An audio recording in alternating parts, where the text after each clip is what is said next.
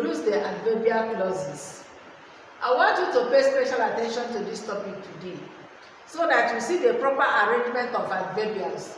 Should what I wrote the other time confuse you, drop that particular list I gave on adverbials and make use of this very one as I write them and explain them and their how they function. Remember, when we said that adverbials do the work of adverb, or adverbial clauses do the work of adverb, we know that what it means is that it qualifies a verb, it qualifies an adverb, or even it qualifies an adjective or another adverb. So we have to look out where the adverbial clauses perform these functions. So here we have adverbial clause of time as one of them. This answers the question when. In other words, it tells when an action happens or is to happen. We have words such as after, before, since, until, till, when, whenever, while, that introduce the adverbial clauses. I don't have to use all of them, so I use some to illustrate what I mean. For example, after the man switched on the light, he sat down on the chair. So what is this? Telling us the time he sat down. So here, after the man switched on the light, tells us the time he sat down. In other words, this particular adverbial clause modifies or describes the verb sat. The next one, since I have known her, we have been firm friends. This gives idea of the time when I know her, and that is when we started friendship. So we have now have been as the adverb being modified by the verb being modified as since I have known her. We have been is a verbal phrase this time because we have two verbs there. Then now that we have finished, let us go home. Now that we have finished gives idea of the time we finished our work, or gives idea of when we are supposed to go home. So we now have go. In other words, finishing the work has permitted us to go home. Then the second one is adverbial clause of place. This tells us where an action took place or takes place or is to take place. So we have the following words introducing it: where, wherever, whence, and whither. In most cases, people will see these two as Old English, but then they occur in certain situations, especially this one, in present day English. So here we have, put it where you can easily find it. Where you can easily find it modifies or describes the verb put, give an idea where the verb put, that is where to keep that particular thing. So which place, where you can easily find it. The next one, the book must be found wherever it is. The book must be found wherever it is. So finding the book, we have to go to wherever it is. The verb here now is not a single verb.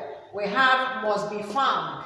So the group of verbs here, must and be found, is a verbal phrase modified by wherever it is. Then the third one, adverbial clause of reason or cause.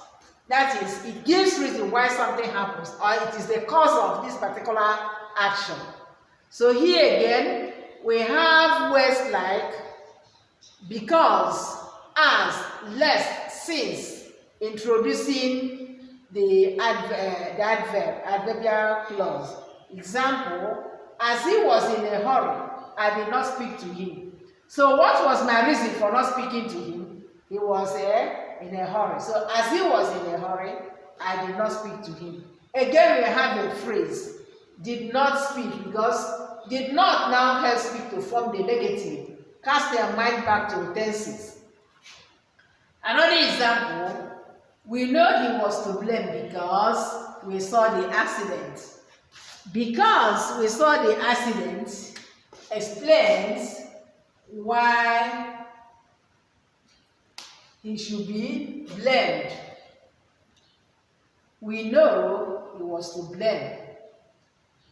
So was to blame is being qualified because he saw the accident. I want you to get something clear here.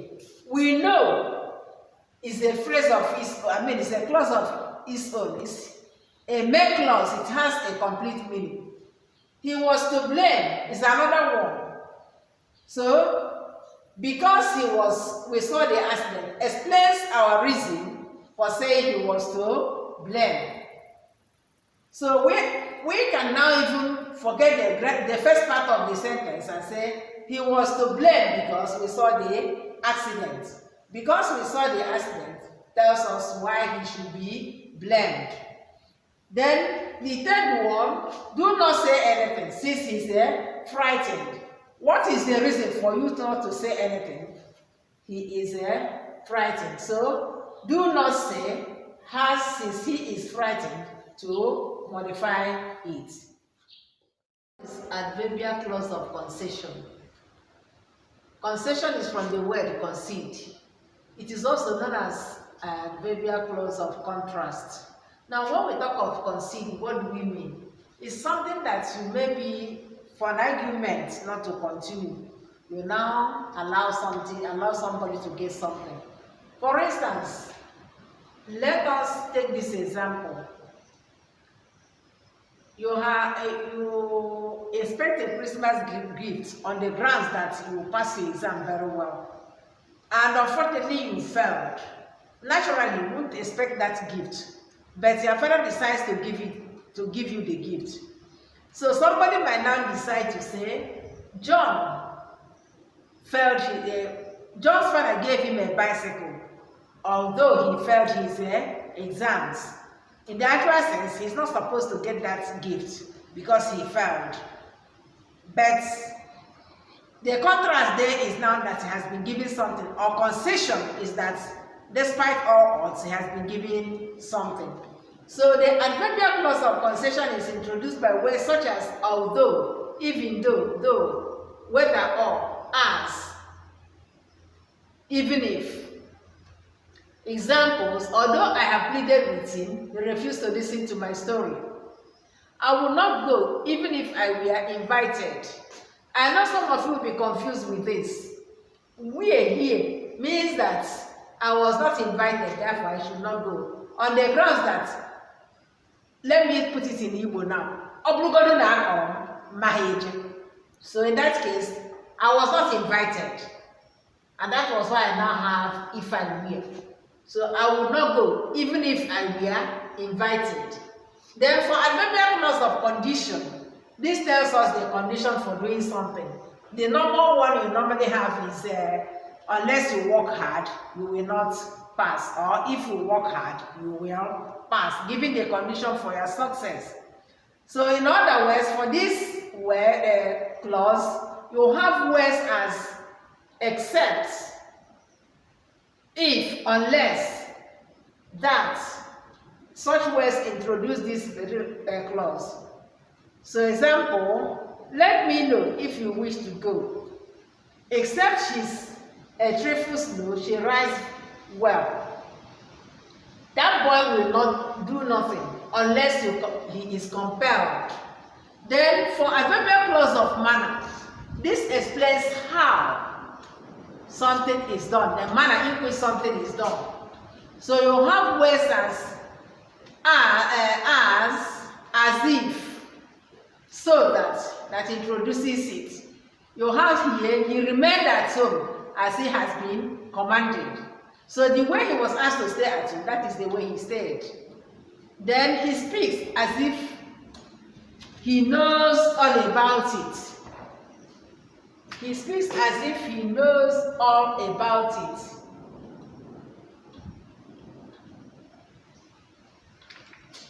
The animal lay as if it were dead, meaning that in the actual sense, the animal was not dead. The way it lay, looked as if it were dead. Then adverbial clause of degree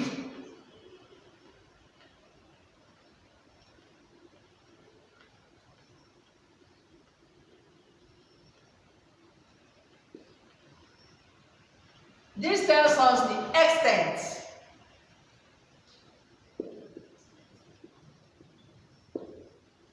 It answers the question to what extent or tells the extent to which an action happened or happens.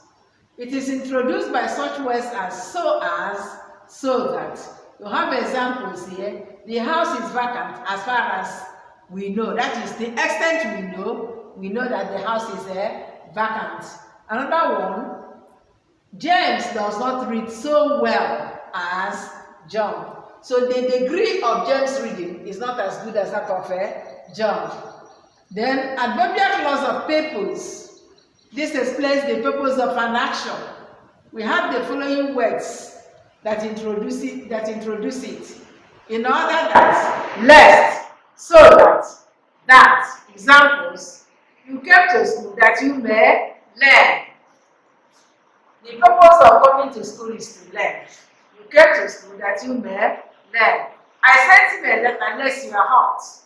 Then, adverbial clause of consequence or result. That is, something happens as a result of an action.